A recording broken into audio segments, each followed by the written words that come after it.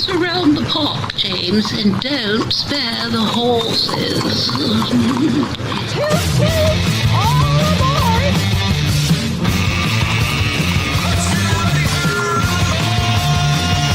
It's showtime.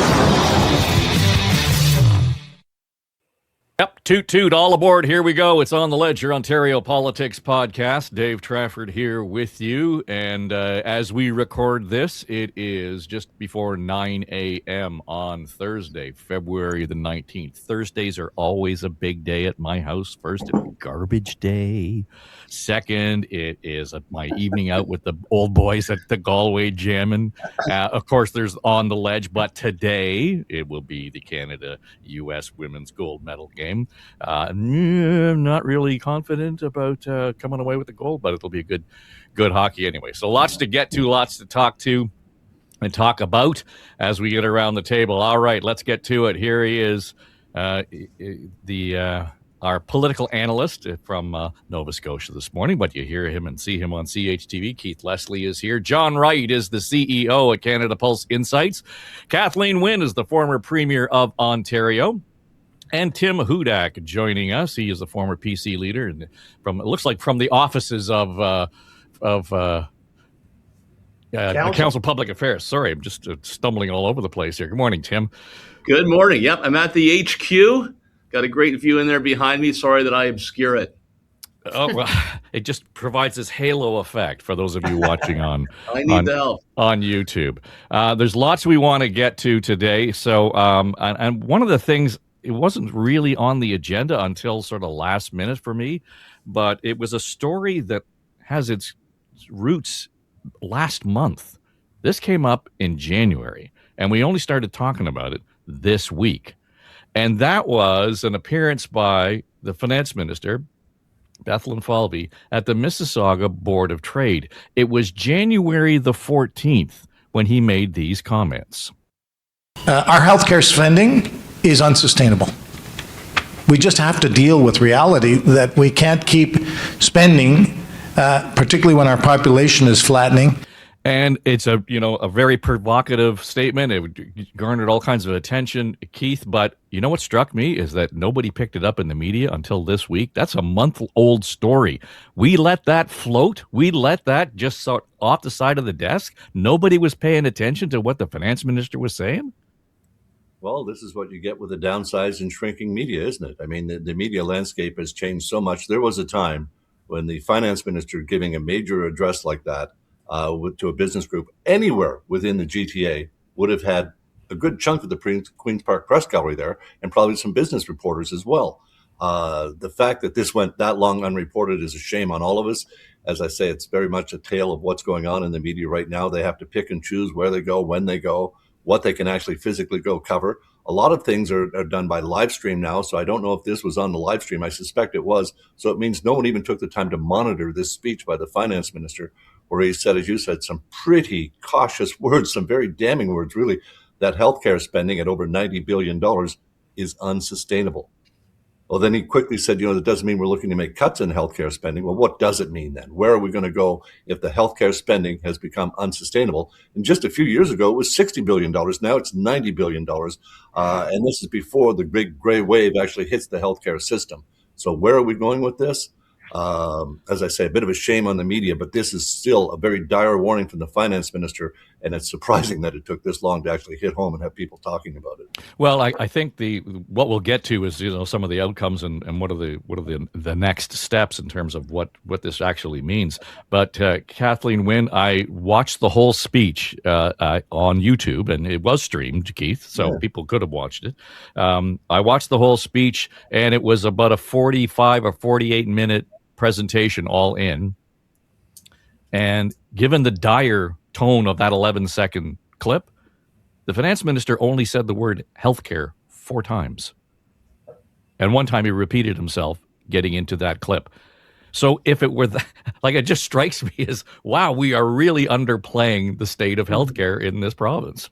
Yeah, and he doesn't really want to talk about it, Dave. I mean, he put it in the speech, but he doesn't really want to have an in-depth conversation about what that means. There's a bit of a foreshadowing of what they think they're going to have to do in the budget. But there's been a lot going on, and that's to the benefit of this government, that there's been a lot of distraction. And, I think it's interesting if healthcare costs are rising at a level of 6% a year, which is consistent with what we were dealing with in the 2016, 2017. That's the kind of increases that we were seeing, and he was projecting a 0.5% increase, which is just totally unrealistic. There's a real gap between what he knew was going on and his aspiration for what he could hold the budget to. So I think he's got some very tough days ahead in terms of laying out what they're going to do in the budget. He can say that there aren't going to be cuts in healthcare, but if he tries to constrain the healthcare budget to a 1% increase, for example, you will hear howls from not just hospitals, but from the system across the province, because that will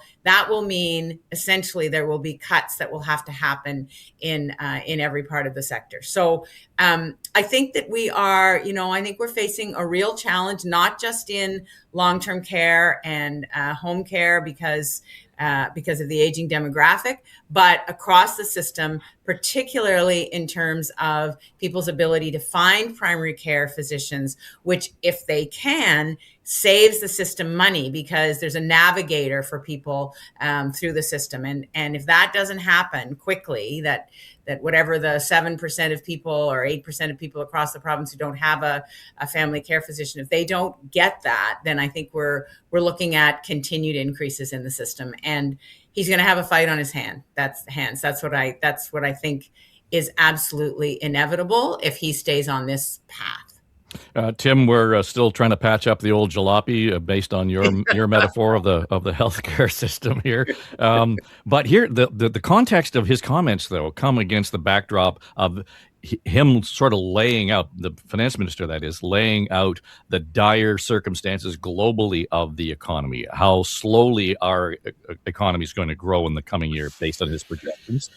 He points out our population growth is flattening. It's getting older, so it's getting more difficult to have a tax base that can sustain what we're doing.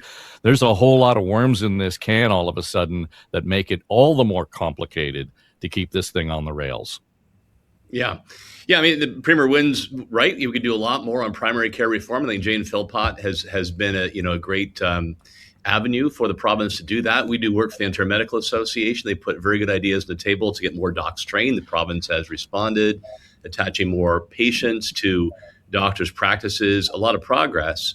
Because if you don't, right, then they start presenting themselves down the road with acute problems or critical illnesses, and it drives up costs. But I will still make that point that you can patch up this jalopy, this old used car, he puts more gas in the tank, but eventually it goes on the side of the road again. Two things happening here. That was Minister Bethlenfalvy's inside voice on the stage. This is a regular discussion around the cabinet table at Treasury Board informing the budget, just how much pressure there is in the healthcare system. And then secondly, Dave, what's also happening is there's a pressure too on the Premier and the Finance Minister to spend less because the economy is not strong. It is slowing down, international pressures, but also from the political side, a viewpoint among conservative voters that there's been too much overall spending by the Ford government. They did get second rank, by the way, in a recent Fraser Institute survey on fiscal responsibility, right behind Alberta, but they feel that, right? So that is driving these discussions. But I will still say that giant Pac-Man that is a healthcare budget over time is not going to be health that will be reduced. It'll be transportation. It could be education. It could be law and order. It could be transfer municipalities. Governments have tended, whatever stripe, to throw more and more to the healthcare bucket, and it's the other ministries that actually see the cost of that by less consistent investment. But let me ask you then, based on what you just said, Tim, is, if that's in fact his inside voice out in public in front of that business audience, clearly there's a whole lot of loud conversation going on then behind closed doors on this very subject. Yeah, absolutely. The pressures from healthcare, and then overall that the revenue will be constrained because of the economic uncertainty. And look, we actually see this in the federal Liberal budget as well, right? Healthcare transfers are increasing, but they are slowing down that rate of increase. That in turn puts pressure on the provinces. But my prediction, I don't think there's a political appetite to go down higher user fees, whether that's for the drug benefit program, whether that's income testing. I don't see that. I don't see an appetite for certainly bringing in more private care aside from private delivery under the public umbrella. We're not at that debate yet. So if I'm the other ministers, I'm actually hearing, what I was dusting off of the budget doesn't have as much of a chance as I thought it did a couple months ago. John, all of this comes to me as in terms of a revenue issue, in terms of where the money is being spent, obviously. But this is a government that boasts and pats itself on the back for never raising taxes. In fact, cutting taxes, cutting fees, so that the pool of money available is shrinking by their own design. So this kind of it becomes a self-fulfilling prophecy. Of course, it's unsustainable if you're deliberately reducing your revenues. Well, that is the dilemma for not only this government, but everybody else who's trying to run a government in a political environment where, affordability is the issue and you don't want to do anything with taxes or user fees or anything else. But the problem is that we don't have enough income coming into governments in order to pay for all of this sort of stuff. And even though the comment was made by the minister that the population is flattening, well, take a look underneath that. It's an iceberg. Because you've got the growing and aging population, anywhere between 55 plus over the next 2 decades is going to increase the spending on healthcare by about 40%. And we're not even prepared for that. So, if ever there was a time, and I've been banging the drum on this, if ever there was a time for governments to take a look at this in a very serious way, put together almost a tripartite approach, a tri-party approach to this, where you would sit down and figure out, look, we've got to do something about increasing revenue from the public. Because to Tim's point, I get that it's something that you don't want to politically do, but tell me where we're going to get the money from.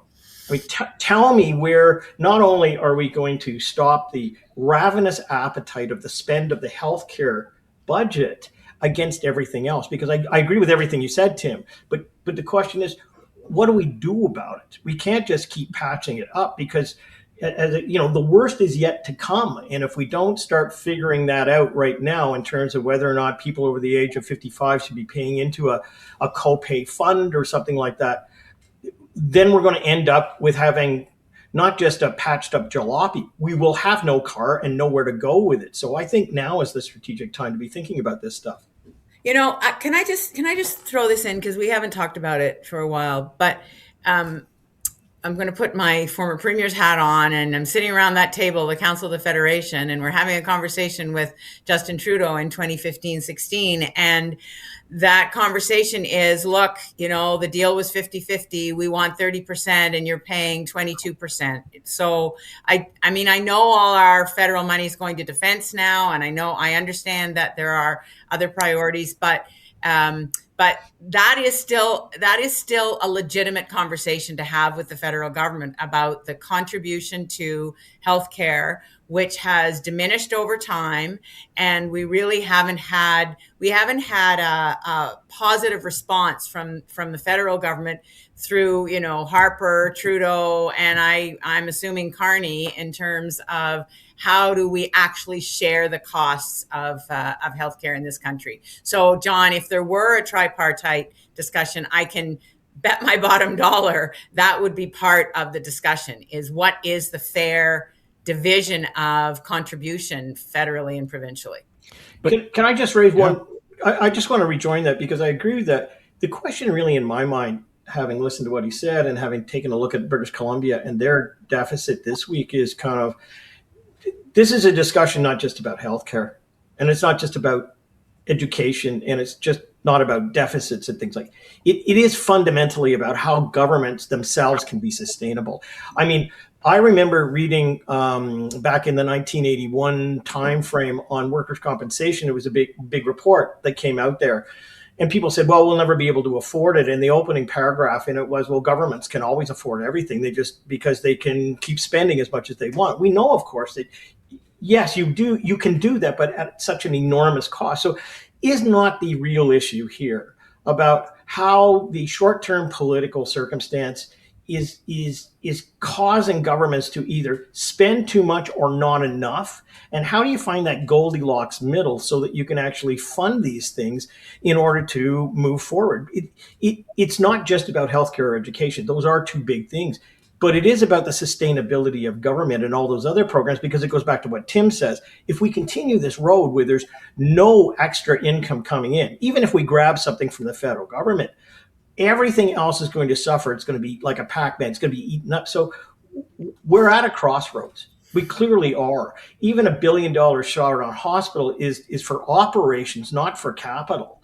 Like, we're not even talking about that stuff. So is not the question now, how do we generate revenue from the public in some way, shape, or form? Because if you've done away with all those fees and said we're not going to raise taxes and we're just going to go off the economy, and the economy is not growing, where do you get the funds from?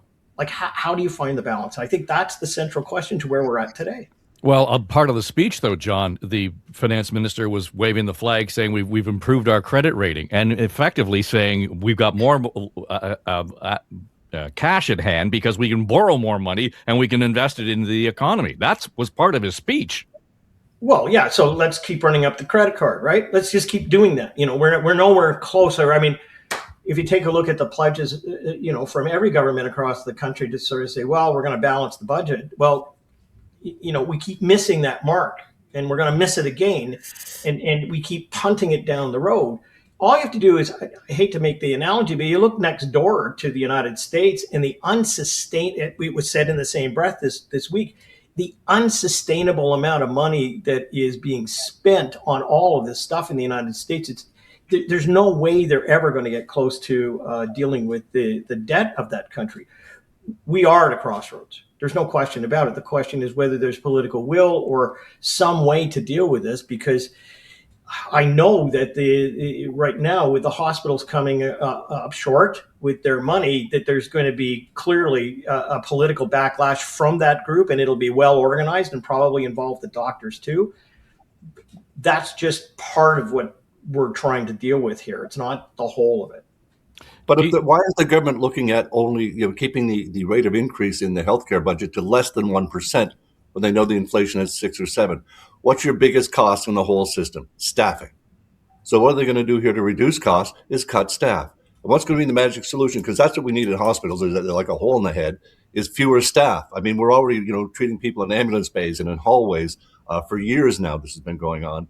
And where are we going with this? If we're going to have fewer staff in the hospitals and in clinics because they get laid off, well, gee, do you think the private sector might be able to be a bit of an answer? I think this is all ideologically driven. I think the core government wants more private clinics, and they're literally driving the hospitals into the ground. They're going to be forced to cut staff. It's all they can do. And then those staff are all of a sudden able to get jobs with better pay and better working conditions, better hours often, in the private clinics that the government is going to pay 2 to 3 times as much for each service that's provided in those clinics. I don't understand why this is, the solution, but it clearly to me is ideologically driven. The Conservatives want more private delivery of healthcare systems. I think to Tim's point, they like actually a private separate system. But I think John has hit the nail on the head. Appropriately is going to be some sort of healthcare premium, maybe for means tested for seniors over the age of 55 or something like that. But there's going to have to be some sort of premium to pay for the cost that's going to hit the hospitals in particular in a very hard way, in a big way, in a very few short number of years. But right now, it seems deliberate to put that budget figure in there at 5 or 7.5 or 0.7%, whatever it was, when he's saying a healthcare funding is unsustainable. That's showing then that you're just going to make it worse. You're going to make the situation worse, even though you're bringing in more revenue. So why is that? Because they want to drive the staff out and drive more private clinics in Ontario.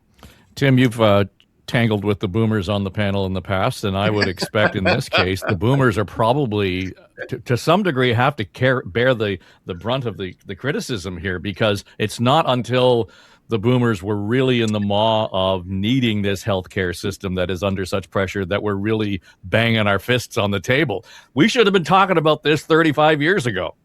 I blame the boomers. It's all your fault. We poor Gen X's are now stuck with a mess. Yeah, look, I don't, Keith. Keith always has great insight, but I do not see this in through an ideological lens. This is not an ideological government. It's conservative, but I think it's far from being ideological.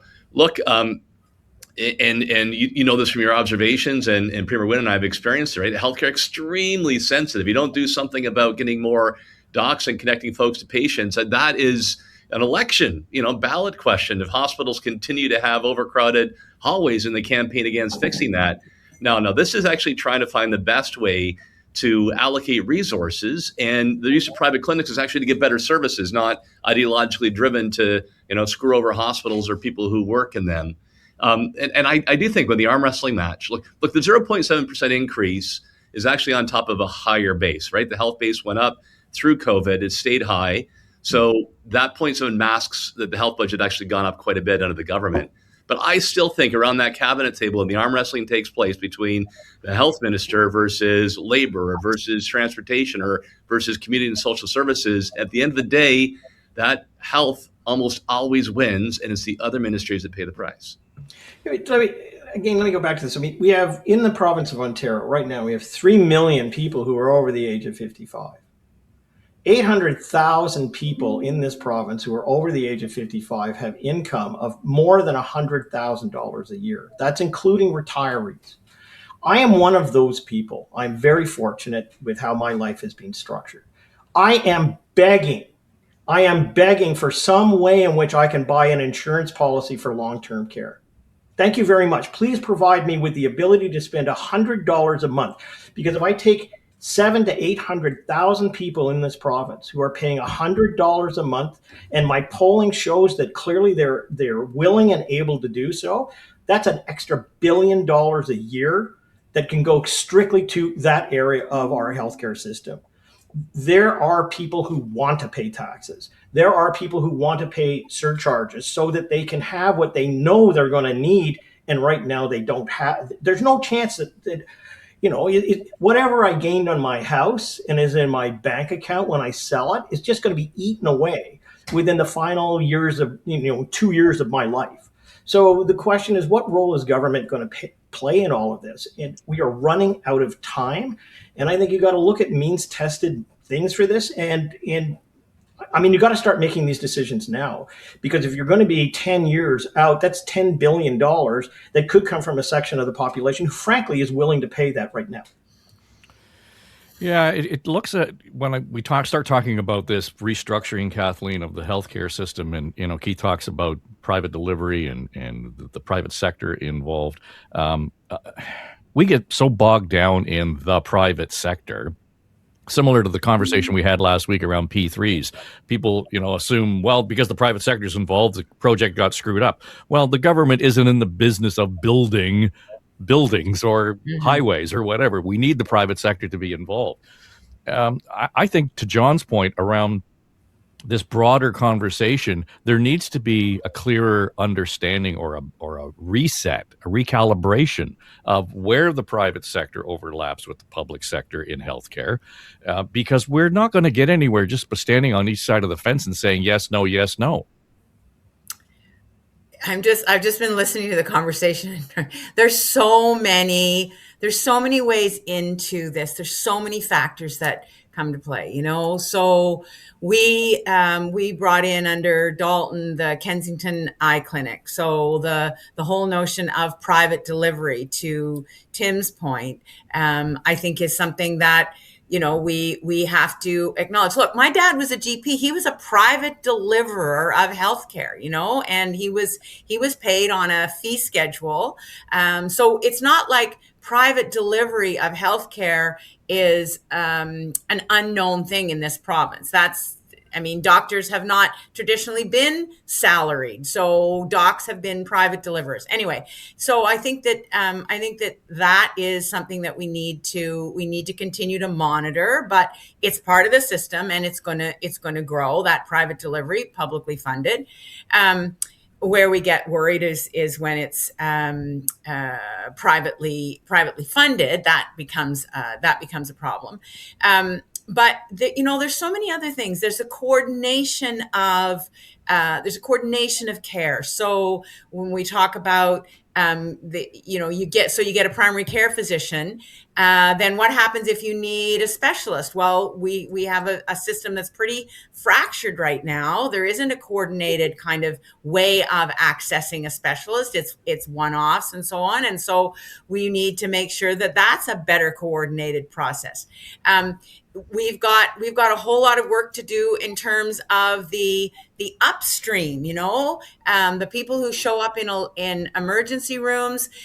Read Danielle Martin's book, Better Now. And, one of her solutions to the challenges in the healthcare system, and she's at Women's College and has worked in the system for years. She says, basic income and poverty reduction. We need to be looking at how we increase those supports so that we have fewer people coming in the first place. She talks about pharmacare, and I know that that's a discussion that seems to have passed. I'm just saying there are a whole lot of things that we need to do. I mean, and Tim, I know you work with the OMA, but when I was premier and we were trying to get a deal with the docs, one of the big internal challenges in the OMA is what we pay specialists who have new technology. That means that their work is very different than it was 30 years ago, but we're paying them more, and we don't pay family docs. So we don't have as many people going into family medicine because they're not going to be paid as well. It's an intricate web of challenges. We have to tackle all these things at once, sadly, but we have to have that coordination of effort. Otherwise, we are just going to continue to see 6, 7, 8% increases in healthcare unless we do these things that actually reduce those pressures. So that may not sound like a short-term fix, but some of those things actually could happen quite quickly. If I think about the coordination of the surgeons, if we started to have lists and you were assigned to surgeons depending on availability for certain procedures, that would change the trajectory of wait times on surgery. Anyway, if we're going to do everything have at to be once, done. so if we're going to change everything all at once, if it's going to happen that fast, it's the implementation I worry about, how things are done. Yeah. And this, again, the Trillium reported last week on what happened when the Ford government tried to change, and in fact did change, the procurement practices for home care. And they went from 65 providers down to 15, and they were warned that we're not ready for this yet, and they delayed the program to the fall of 2024. But in the end, it ended up creating severe shortages of everything from antibiotics to end-of-life pain medications for people who were literally dying without their pain meds. People were being sent boxes of medications, and inside would be an IOU. We don't have the meds to send right now. This went on. The problem has finally been resolved, but for a year, it was about a nightmare. And the Trillium FOI nurses' notes and doctors' reports from all across the province. This was an issue right across Ontario. The implementation of this, it was to drive efficiencies. The hope was to save $31 million a year. But the procurement bodies that were going to do, agencies that were going to do, were just not ready. And we have the minister blaming the new Ontario Health at Home, it's called. And them themselves, the new agency, blaming the vendors. Whatever the reason is, it was just pushed through too fast. The government rushed this through.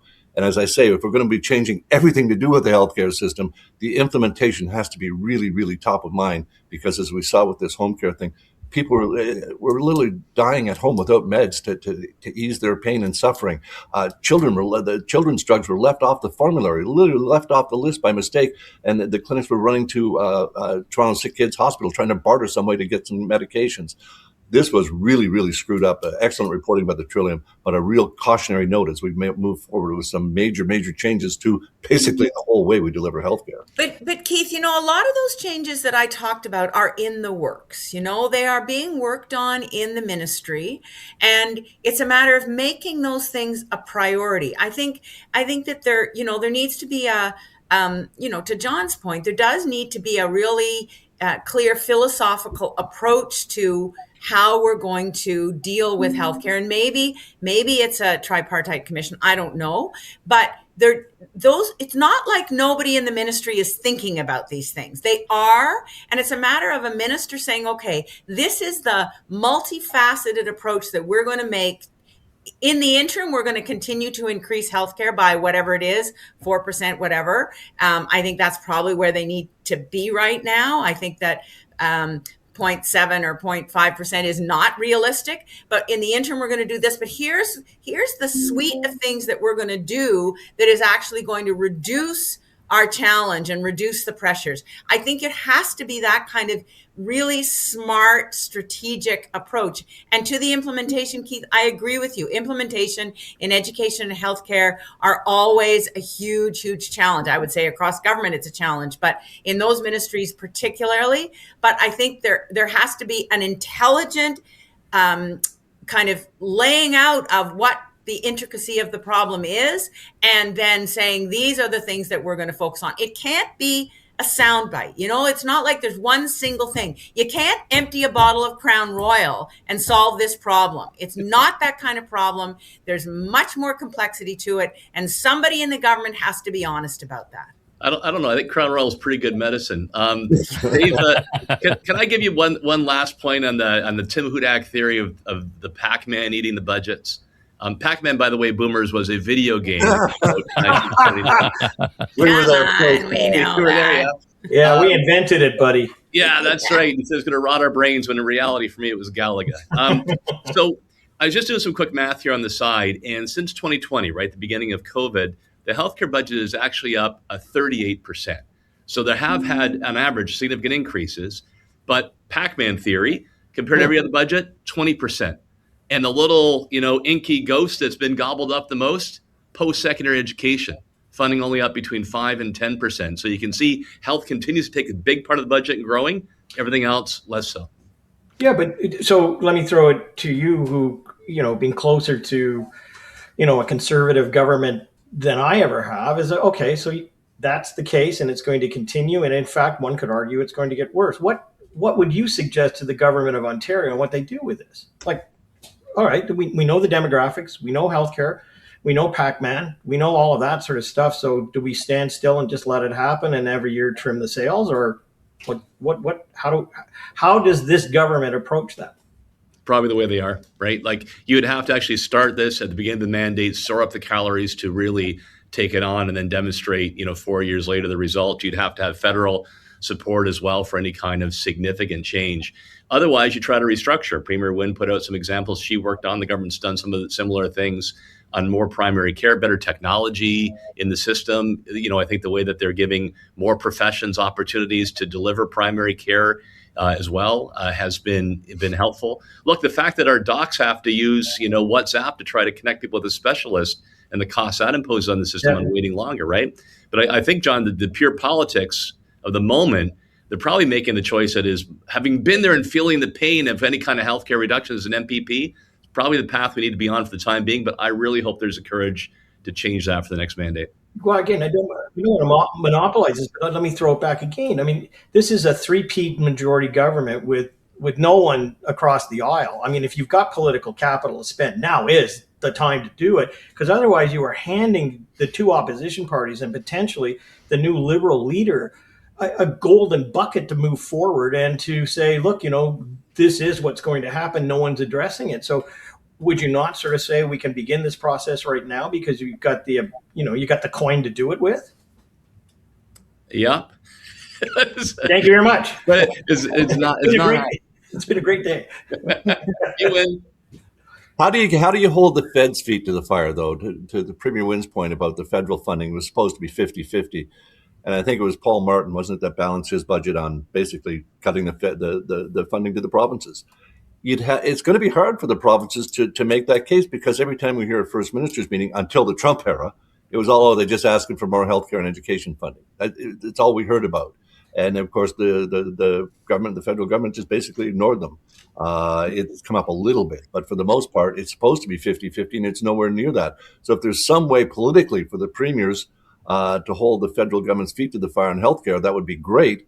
But right now, they've got other issues to deal with, and holding unanimity on the fight with Donald Trump and on the world trade issues, I think, is more important, well, at least more crucial to them on their plate right now, than to have this, to pick another fight with the federal government when right now is not the time to be fighting with the federal government. Well, maybe if Danielle Martin is successful in her bid for Christy Freeland's seat in the legislature, she might become the next health minister. So she might be a pretty good voice in the House of Commons, right? Well, she'll sure be talking about what the plan should be, guaranteed. Clearly, if she gets there.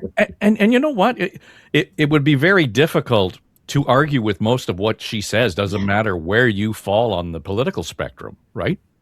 Yeah, exactly. So I think having somebody like that who actually would have a plan to be able to work from the federal side, because to your point, Keith, what would it take to put pressure on the federal government? I think there'd have to be some kind of consensus across the country.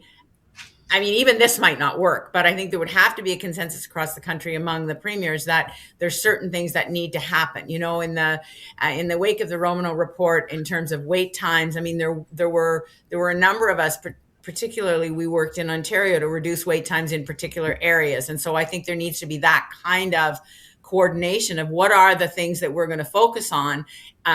But it would have to come from more than just one province. It would have to be a coordinated kind of internal campaign to bring that to the federal government. But it would be really helpful to have a champion in the federal government. We've gone, all the way through and haven't gotten to anything but that topic. But I think it was worth the conversation. But given the nature of the news conferences that the Premier had this week, I thought it was interesting that he showed up and was supposed to be talking about one thing, but clearly ended up talking about other things. And this was sort of typical of that. Probably going to get in trouble by my team, but I'm going off topic here for a second. I got so many people wanting to go to shopping malls. And Yorkdale would have been packed. Sherway would have been packed. Mississauga Square 1 would have been packed. And I always say everyone deserves a rest, right? Take your holidays. But there are a whole bunch of people that want to get that little extra overtime, getting paid double time and a half. They get their regular statutory 8 hours, and then they get another time and a half for anything that they work. So even if someone's making $20 an hour, now you get to go in and make $50 an hour. Well, I suppose that's the case, but he reminded me of this guy. Why are you closed? Tell us why you're closed! Tell us why you're closed! It's just, he wants to shop. There's no question about it. So the Premier making the comments, after Family Day, and it sounds as if he wanted to go to the hardware store or something to that effect and couldn't get in there. It was a masterclass, Tim, in terms of, I think, distraction, because he was supposed to get up there and talk about other things, but decides that this is the thing that was really ringing people's bell after not being able to go to the mall on Family Day. You should do a search on this, Dave. I think you're seeing this expression pop up in a lot of media that says, in an unrelated press conference, word said. What was that? 7 or 8 words. They're constantly out there because you had the shopping, the basket weaving, right? That was sort of the spontaneous. And of course, we're taping on Thursday morning. We're going to be showing the gold medal match here at Council Public Affairs for the women's hockey because Premier Ford ordered us to do so. I think that was the message of the day. Look, it works as long as it works. He has very good gut instincts, but why the staff go crazy, and he referenced that, is, there is the risk that if you're talking about all sorts of disassociated issues and not driving a central message, that puts your long-term success at risk. The other thing is people will copy that, and there'll be other ministers that are out talking about this or that, and they'll be crossing about, other topics, other ministries. So there is a risk that when the leader does it, you pretty soon see other ministers following course. Well, and to your point, one of the things that did come up was the whole issue of education. OSAP was top of mind. I thought it was interesting, after he talked his rant on shopping, he got around to the OSAP. Right off the hop, I got a lot of calls from students about OSAP, and there were interesting calls. I returned every one with a standard statement, but I wasn't getting hundreds, I was getting thousands. But I get quite a few all the time, and trying to just explain that, or the situation that Ontario was facing wasn't sustainable any longer. Well, there's that word again, Keith. It's unsustainable. But just by the way, I just wonder if he took those 1,000 calls on his own personal phone. Absolutely. Just asking. I'm sure he did. This was so typical, Doug Ford. I mean, he's almost anachronistic here. He comes out with, stop taking the basket weaving courses, which I'm pretty sure, other than the weavers, they've canceled those many years ago. And study STEM and all this sort of stuff. But it was almost insulting the way he's telling it to the students. I mean, yes, he's fought with them. He had the tuition froze for that long, and that was going to be unsustainable. There's no two ways around it. That's a hard sell to someone who is just going through the post-secondary education system now. They're getting their college and university education, being told that they're not going to get nearly as much eligible for a grant. The loans will have to be paid back, which was always the case, but it's going to be 75% now, or maybe 100% will be loaned, but a max 25% for your grant. That's hurting people, and especially when they look at we were talking about the boomers. Us boomers, we had much cheaper education, post-secondary education, and we also had much better grant and student loan programs, to the point where in the 70s when I was going, it was called the Ontario Stereo Assistance Program, which, that's just, most of us didn't really even need that kind of money. The tuitions were that low. So for young people nowadays to be facing much higher tuitions, to be told they're going to have to pay more of it themselves, it may be unsustainable from the government's point of view to keep that level, to keep the tuition freeze in place and to keep funding for universities so low, but it's not. It's not fair to these young students. The government, how they're going to get around this, I don't know, but they're clearly sticking to their guns. And again, this is another setting us up for the budget that's coming next month. We just can't afford everything. What else is going to be cut? But I think this is something, they're willing to take on the students with a fight. Because they have to. Quite frankly, it wasn't sustainable to keep the tuitions down that low. And we see, Tim pointed out earlier, that the increase in funding for colleges and universities has been the lowest since the pandemic of any of the government budgets. It's barely going up at all. So they're really, really hurting. We know that the change in the student profile that the government's allowing federally and provincially for the foreign students, that's really hurt them as well in the post-secondary education system. So the whole system needs money. And this is the government's way of saying, well, some of it's going to come from the students. Well, John, the Premier is suggesting that you need to get into the STEM programs and become doctors and nurses and all those things that we really need. And we just finished a conversation saying we can't afford more doctors and nurses based on the way we're budgeting in healthcare. So what we're talking about then are those who are going to go into some of these programs. They're more expensive programs. It's more likely that they are going to have more debt coming out of this. This is just compounding. I mean, we're complaining at our end about the debt we're facing vis-a-vis the deficit around healthcare. 25, 28-year-olds coming out of school with thousands of dollars of debt before they've even got a job. That's significant in terms of a setback economically. Yeah, I think the Premier said a few things that, are on target. We want a different kind of workforce because of the demands that we have in our society. So workers and frontline people, even HVAC people, are critical nowadays and can earn a lot more money than others. But there's also the other side of the coin, and that is a dental assistant, for instance, is going to rack up over 2 years. I think it is almost $26,000 worth of debt. Tell me how many dental assistants can pay that off even in their lifetime. There's a whole bunch of people that, unless they marry somebody who is an HVAC operator who can do some side jobs, that will be saddled with that sort of stuff. Look, I think, again, what oftentimes gets lost in all of this is because the Premier uses certain phrases that we fixate on, and maybe to the point of saying, look, we're transitioning and we have to focus on these kind of jobs is the bottom line. But the other bottom line for government is clearly, again, how do you fund this? How do you allow someone to take those courses that are vital for our economy and vital for our healthcare system and not have that burden on their back, going forward? I don't know the answer to that, but it's certainly, decreasing OSAP opportunities for a lot of students.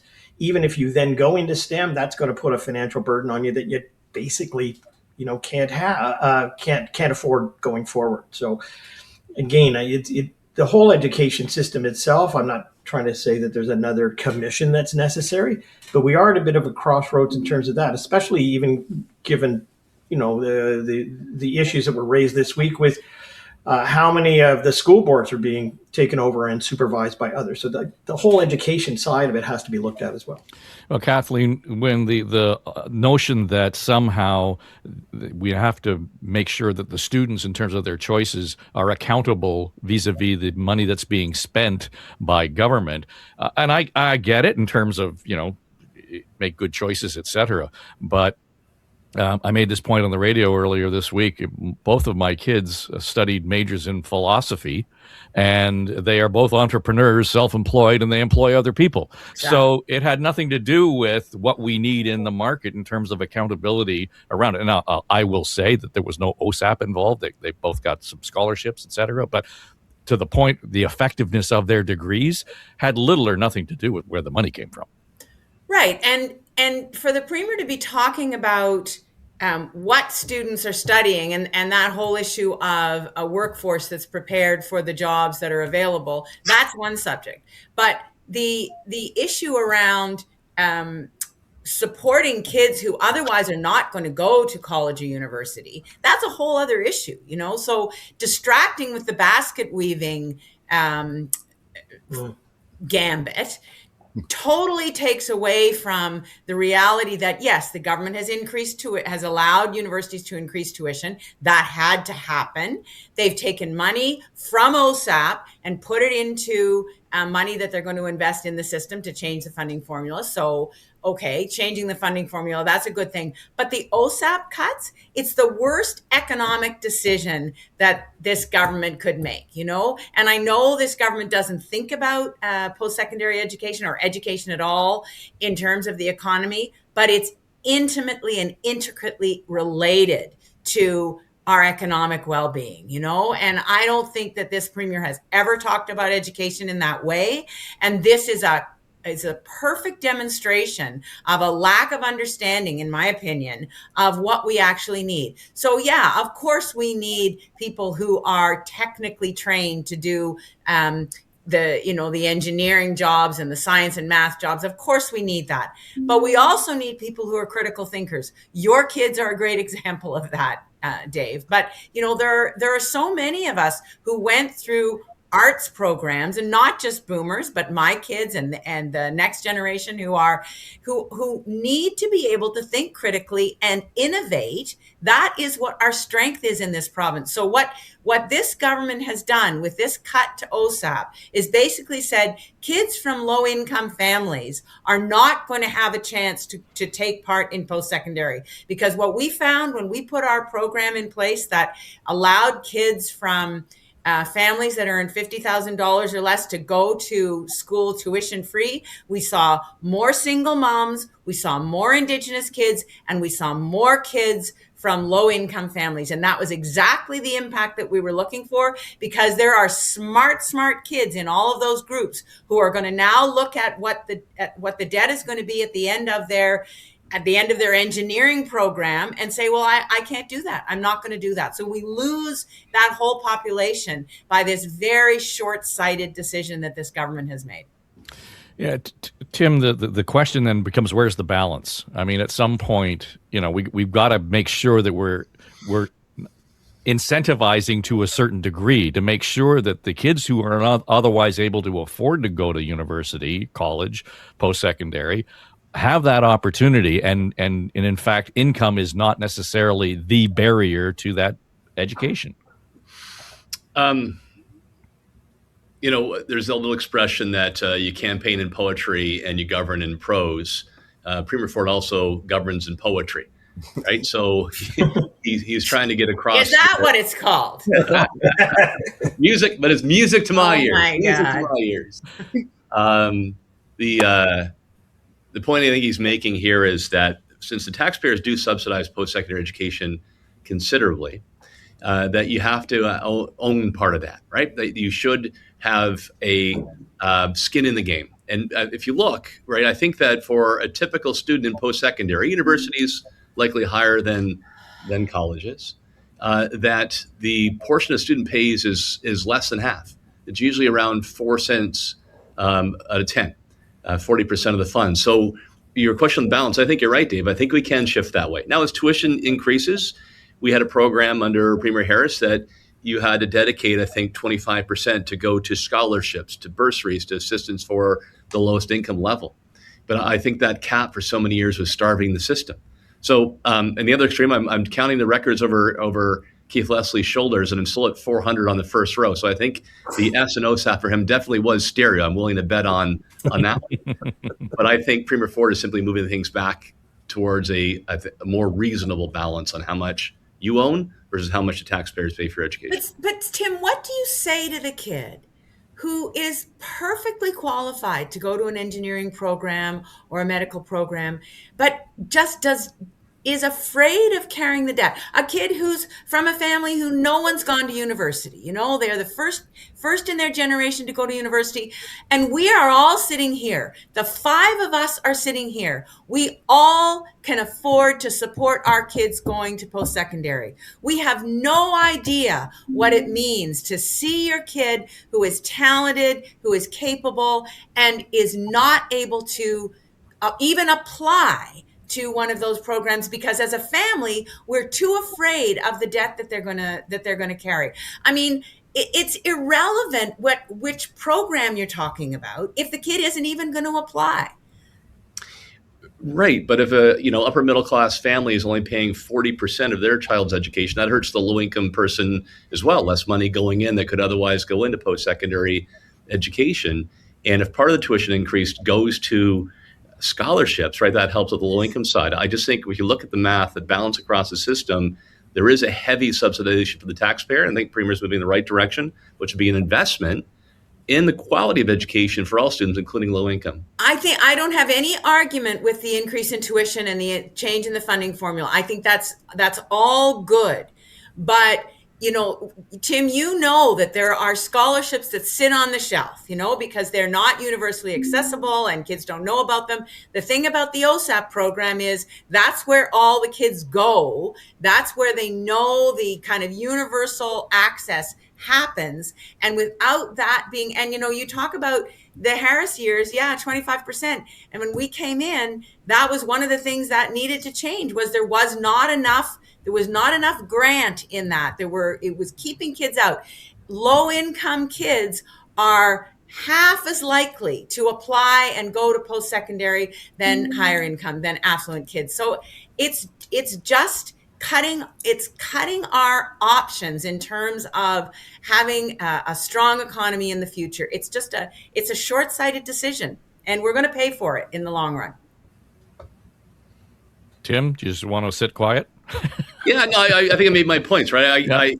It's not on one extreme or the other. And I just think that you're moving the pendulum back to a more responsible balance that we as individuals benefit the most from post-secondary education. Yeah, there is a benefit to society as a whole as well, no doubt. But given that getting a university degree or a college degree or diploma, you're going to have a better economic path. And therefore, you should have a share of investment in that. And you can have that scale move depending on where your family is on the income ladder. But I would argue that pendulum has gone too far to limiting investment, which as a result, we're seeing fewer courses being offered. We're limiting choices. The quality has gone downhill for everybody. I think getting that pendulum back towards the middle is the way we got to go. And I think this is the right track. All right. Well, let's leave it there for this week. There's other things to get to this afternoon. I've taken out the garbage. I've done the podcast, and now I'm going to sit down and make sure I watch the gold medal hockey game. Thanks to John Wright, Kathleen Wynne, Keith Leslie, Tim Hudak. I'm Dave Trafford. By the way, if you are listening on any one of the podcast apps, make sure you hit subscribe or follow. And the same thing on YouTube. We're picking up a lot of steam on the YouTube channel. If you're just dipping in, by the way, make sure you hit the subscribe button, the follow button on YouTube. And because what will happen is as soon as we post something in the channel, you get a notification, so you'll be up to date on everything that's going on. And we'd love to have your feedback. So the comments that we're getting are great. Some of the stuff we heard back from you guys on the EV discussion was rather vivid. And certainly the discussion we had last week about Tumbler Ridge and the mental health concerns, the issues around media, all of that.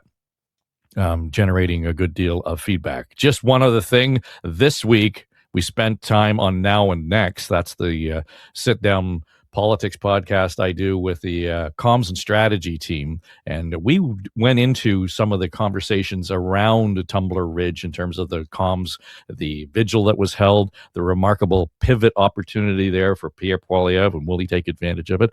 So check out Now and Next, wherever you get your podcast. In fact, wherever you get this podcast. It's On the Ledge, your Ontario Politics podcast. I'm Dave Trafford.